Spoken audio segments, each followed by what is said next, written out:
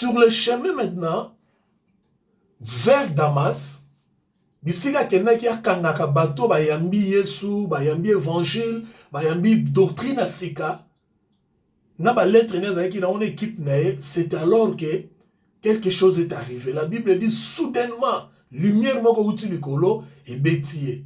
Les lumières on a ezoloba Paul, Saoul, pourquoi me persécutes-tu? Lokola yebaka déjà makambo nzambe à reconnaître que o ezali voix ya Seigneur. Parce que makambo nga nazo nazo persécuter ba o bazo la Seigneur. Le Seigneur avait dit ce que vous faites aux plus petits, ce que vous faites à ces gens-là, vous les faites aussi à moi. Le temps ayoki mungongo wana mbala moko à se rappeler que le Seigneur lui, qui es-tu Seigneur? Et le Seigneur pouvait lui dire, oh, c'est là le début de sa conversion. La conversion de Paul, ezalaki yaza muyuda. Mais ezalaki na dimension moko, mutakoka ko convaincre été. Donc, moto na mokili ko convaincre Paul te ke makamozo sa les amabe, oyo bandeko ba sala eza malamu, eza doctrine malamu. Yango moni Seigneur ye moko ayaki. Pour deux raisons. La première des raisons, c'est-à-dire motokoka ko convaincre ye azalaïté. Motokoka ki ko convaincre ye ke tika makambo yo, kota na makambo yo, kota na doctrine wa sika, moto azalaïté. Donc il fallait ka ye moko nkolo aya kokutana na ye. Parce que balobi so tangi na acte 9 malamu faute de temps, au moins bazoloba partout azali koleka bato ba sanga so amoni bato komé ko bombana, ko kima, ko banga parce qu'il était le chef terroriste ya ba Kristo. O bandimi évangile to doctrine sika. Alors mutandenga na kutu d'abord pona ko kutana na ye ozobanga bon sko bandane ko sola na ye pour convaincre. Raison liboso amona Seigneur yemoko yaki pour amona ki moto convaincre azalaïté. Deuxième raison, Paul azalaki intellectuel ya loi. Donc on ba lokola bato ba yebi mibeko. Siko doctrine oya sika ezalaki ko senga ba dimension moko intellectuelle pour na ko permettre yango etambola, c'est-à-dire message église. Ezalaki ko senga moto azan expérience na message mosusu pona ko faire auto benga ka relativité to lobela ka ngone bandeli tant to bandaka ba dispensation. C'est-à-dire quoi? C'est-à-dire Paul ayebaki kaka message ya judaïsme. Pierre ayebaki kaka message ya judaïsme. Pierre avandaki na Yesu. Mais Pierre azalaki na un simple pécheur. Et boyebi d'une manière générale, bandeko le basala ba misala ko ba pécheur banini capacité intellectuelle les aga mingité. Mais basala mingi na expérience ya mosalo bango bazali ko sala. Pierre ozaki lokola le vieux des apôtres et le plus brillant parmi les apôtres, azalaki na capacité intellectuelle mingité pour na ko comprendre ma mystère oyo nzambali ko lakisa la dispensation de l'église. Na âge d'église ezana makambo makasi o nzambali ko révéler, mais capacité intellectuelle ya Pierre ezalaki makasi parce que origine na ye to source na ye et utaki na moto moko azalaki na un simple pécheur, moto moko alobaka de bambisi et moto alobaka bambisi mingi na lobi nyonso te pour ne pas être mal compris, mingi bato basalaka ba botama na pêche, bakola na pêche, ba étude pendant capacité à réflexion à la mingité. Deuxième raison, on dit que le Seigneur avait vu que Moutoyo, la capacité à réflexion, qui est intellectualisme, na zèle oyazanango. Pour le judaïsme, na zoye na transformé, na la c'est l'autre face à doctrine oya évité parce que Paul a ébaki l'eau moroté sur la doctrine de Jésus-Christ, la doctrine de l'Église a ébaki. Alors le Seigneur avait préféré qu'ils allaient pour mailler les alaki belé, bah zelpe les alaki belé. Parce que doctrine à Jésus-Christ, c'est aussi demande aussi de l'intelligence, un peu de l'intelligence. Parce que Motosu Azama il était à comprendre la doctrine à Jésus-Christ. Pour doctrine de Jésus-Christ, c'est vendu dans la réflexion, il y a spiritualité. Et ça, dans la dimension, mon sous pour nous comprendre, il faut que mayele. Soki mayele zali mingi te, moto comprendre yango te. Lokola Paul azaki mayele, nde nzamba eba ko soye, a kotisi na doctrine oyo. Donc, a bongolisi eto, ebi histoire suite ndenge zalaki, akei kokutana Ananias a ebisi ce qu'il devait faire, a prié pour na ye, bekai ekwei na miso na ye. Tango bekai ekwei na miso na ye, c'est alors parce que tango kutana na nzambe, la lumière là l'avait aveuglé. Et tant va prier pour nous, et quand il n'y a pas de mission, mais ici nous allons voir quelques 3 ou 4 points qui sont très importants par rapport à Paul. Avant aussi, ça peut prochainement, d'abord dans verset 4, chapitre 9, verset 4. Écoutez le Seigneur, et le Seigneur lui dit, pourquoi me persécutes-tu? Donc, le Seigneur s'est mis dans amitié à place il y a bateau au Paul à Zonyokola. Donc le Seigneur s'est identifié avec ses frères. Au moins chaque fois, biso ba Christ toye bagate ke nzambe azana biso. Moto azosala biso mabe, azosala biso te, azosala ne nzambe. Biso to ndimela nzambe, toza nkolo azana biso. De la même manière, biso pe to sala kabato bazana nzambe mabete parce que tozo sala mabende pas un Seigneur. Le Seigneur dit pourquoi me persécutes-tu? Oh, so tali bien, Paul a tikala jamais qu'on persécuter le Seigneur. Azale qu'on persécuter nde bato balandaka le Seigneur. Mais tant que le Seigneur a bimi, alors vous allez qu'on persécuter bango, vous allez ne qu'on persécuter ngai. Donc le Seigneur s'est identifié. Na bateau hier allait ko persécuter pour dire que batouana baza bandeko ya Christ biso to na bandeko ya Christ bomo ina biso to zane na Christ tant moto osala biso mabe osala Christ tant yo po osala chrétien mabe chrétien botami ya sika osala mabe osala Christ mabe tant on a avantage sur les chrétiens parce qu'on a la position moko sociale parce qu'on a la rang social parce qu'on a na pouvoir moko quelconque ya ko sala ba Kristo mabe yeba ete ozo sala ne Kristo mabe ozo sala batwana te ozo sala ne Christ à travers batwana parce que batwana bazakati na Christ. C'est très important. Il faut pas faire le mal aux autres. Non seulement aux chrétiens, même les païens qui n'ont pas la même foi avec toi. Kuko c'est la ba makambute. Iloba likamunenge zali. Zala juste na ba jugement na yo. Kozo avantage te. Pour le long za pouvoir lokola Paul bande ko nyonso bakomi pamba. Pour le long, on a pouvoir roko c'est notre makam. Pour le long, on a pouvoir surtout dans les réseaux sociaux, on a koma. Juste parce que on a pouvoir kokosa kaka kokosa. So kosa mtu makamuta kokosa. Nyonso wana on rencontre le Seigneur et c'est pas bien. Chapitre 9 verset 7. Tu comparons le chapitre 22 verset 9. Chapitre 9 verset 7 comparant le chapitre 22 verset 9. Balobi différence moko bato bazalaki na Paul bayokaki son kasi makambo yo son ezalaki koloba bango bayokaki yango te. Na chapitre 22 verset 9 balobi ki ayokaki voix. Paul ayokaki voix. Je vais faire la différence ici entre le son et la voix. Le son et la voix c'est comment? C'est par exemple tout ça dans téléphone, tant le téléphone est sonné, bateau va tout autour na yo, bakoyoka, son téléphone est sonné. Mais tant que mando sur le téléphone, ils ont yondo mando yoka makambo yo moto bozo sur na téléphone. C'est exactement ce qui s'est passé. Bateau va na Paul, ba yoka ki mongongo, son. Mais le message n'était pas destiné à eux. Les messages ne leur ont pas été destinés. Bango ba yokaki te la voix du Seigneur oyo Paul a yokaki mais ba yokaki son eza lokola n'expliquer bino moto azoloba ozoyoka kuna bazoloba mais maloba oyo bazoloba ozoyoka yango te. C'est un peu ça la différence. Alors moi petite nuance ou bien différence entre Paul na Pierre sur le message.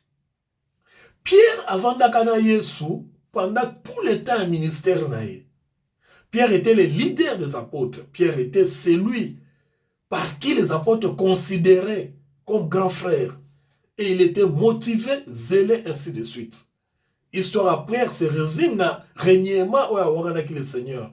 Et non, le Seigneur a récupéré parce que le Seigneur avait promis que sur Pierre, qui était les représentants des disciples, que l'église sera bâtie.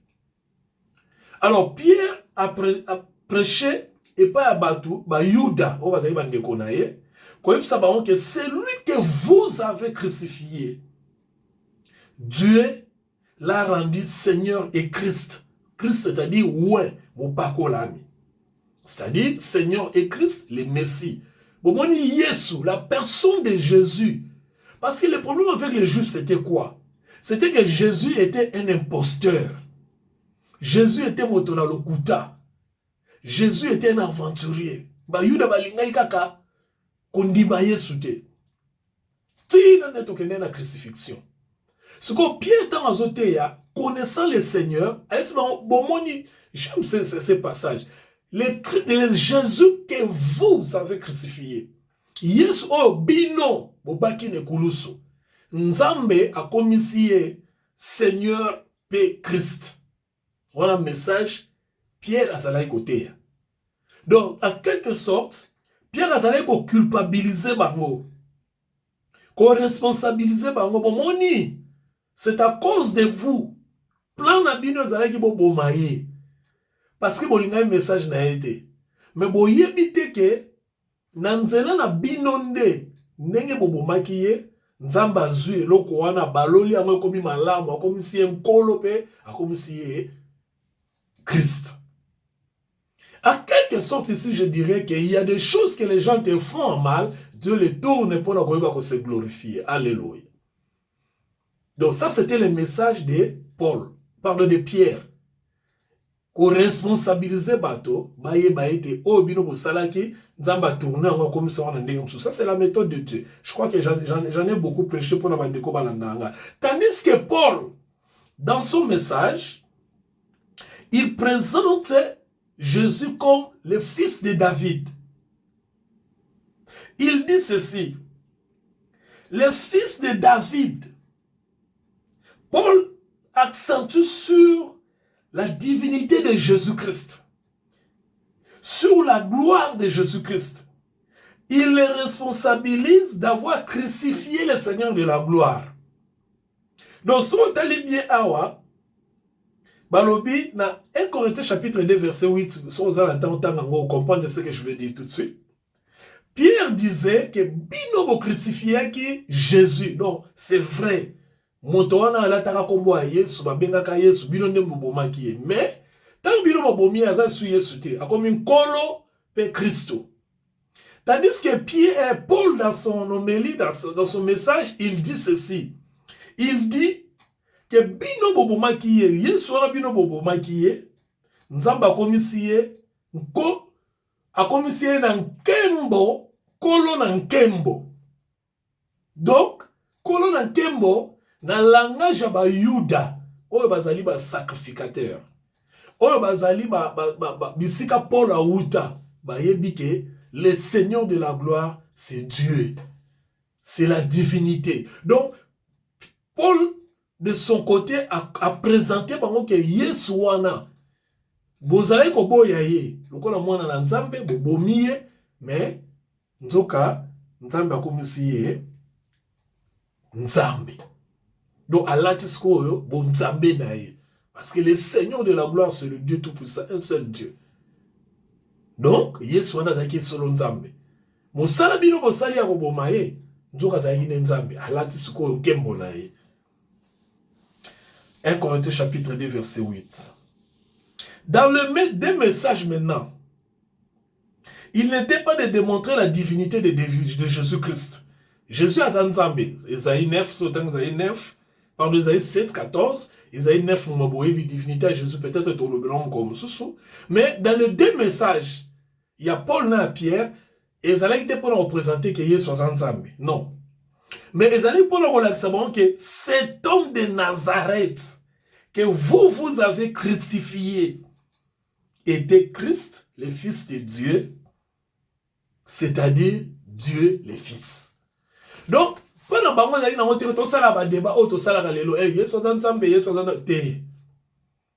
Pendant bango zali ka kolakisa ke bomoni mutu wana bozali komona bazo benge Yesu Yesu Yesu. O bino bozali kondima te. Yende sikoyo après que bino bo crucifié a commis Christ,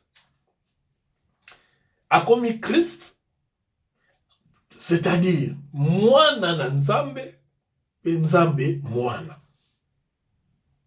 C'était un langage codé et pas à Bayuda. Je vous rappelle que ici c'est Paul qui prêche. C'était un langage codé parce que et pas à Bayuda nzambe azalaka la mwana te. Alors quiconque est le fils de Dieu, il est Dieu. Bayuda bayebi yango, mais lokola bayinaka la personne de Jésus.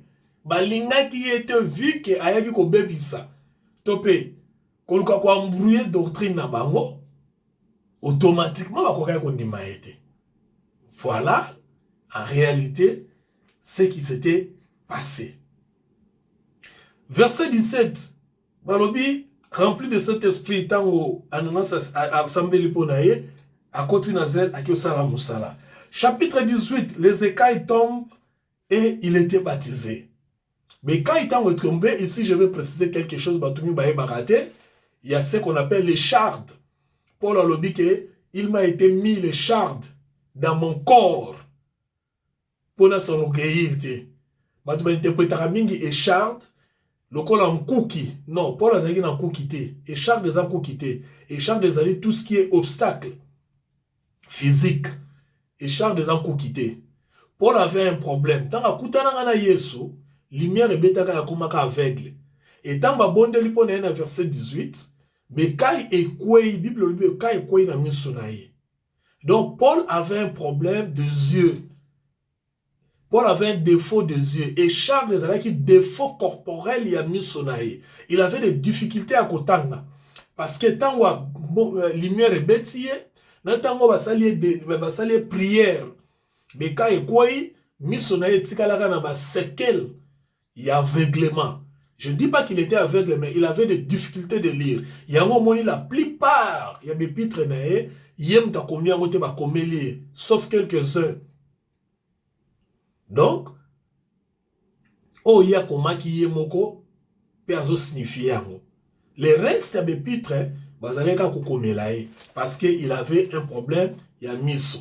Donc, les chardes de Paul, ils ont quitté l'interprétation, mais ils ont un problème des yeux. Difficulté de voir. Verset 20. Message à Paul. Il prêchait que Christ, le Fils de Dieu. Et c'est ça le message de l'Église. Tout le monde en prochainement. Christ, le Fils de Dieu. En dehors de ce message, il n'y a pas un message. Christ est crucifié.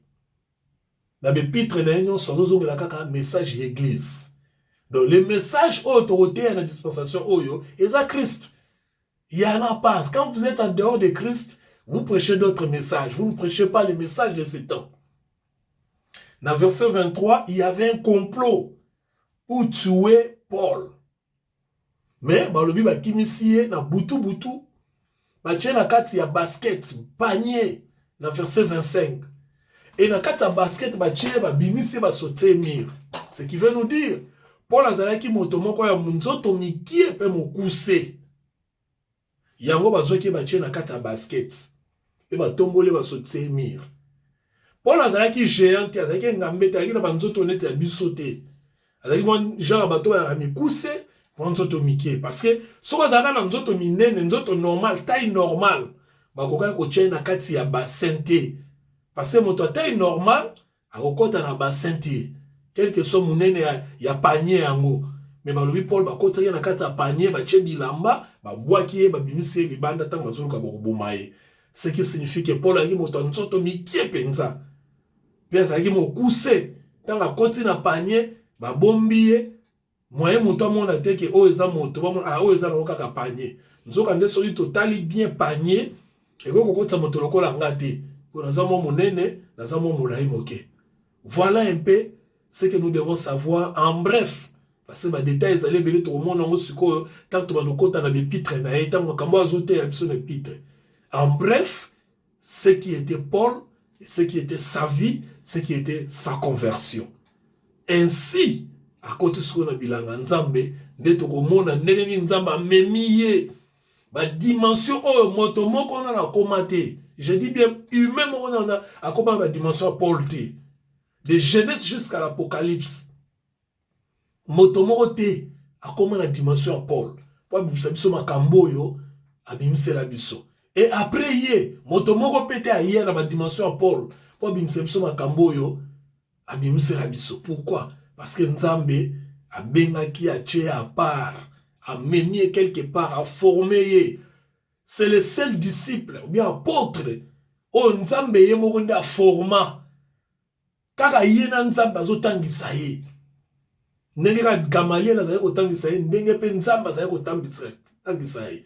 Et makambo Nzambe atangisi ye, ye moko azoloba quelque part, eza na makambo na koyi koloba te. Na koki koloba yango te. Parce que pesa meli batote. Et pesa meli batote ba yoka yango.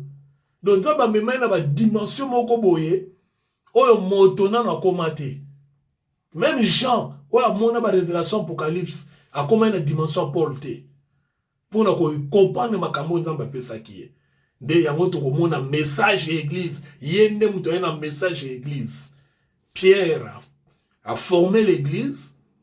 Paul a eu un message d'église. Et en dehors de ce message, il n'y a pas un autre message. Parce qu'après ce message, ça sera une autre dispensation. Que le Seigneur vous bénisse. Bon dimanche chez vous. Que la grâce vous accompagne. Amen.